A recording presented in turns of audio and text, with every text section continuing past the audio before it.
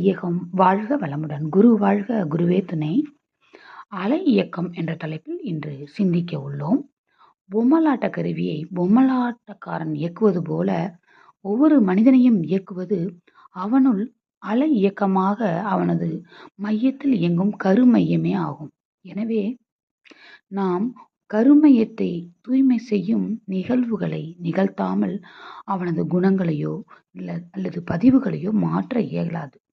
அந்த அலை இயக்கம் எனப்படுவது அவனது அனுபவங்களுக்கு மட்டும் பெறாமல் நமது முன்னோர்களின் அனுபவங்களையும் பெற்று இருப்பதால் அவை அவனது பழக்க பதிவாக அமைந்து அவனை மேலும் மேலும் துன்பத்துக்குள்ளாக்கி பதிவுகள் சேர காரணமாக அமைகின்றன. எனவே விழிப்புடன் இருப்போம். மேலும் பதிவுகள் சேராமல் இருக்க நாம் கருமைய தூய்மை செய்வோம். வாழ்க வளமுடன்.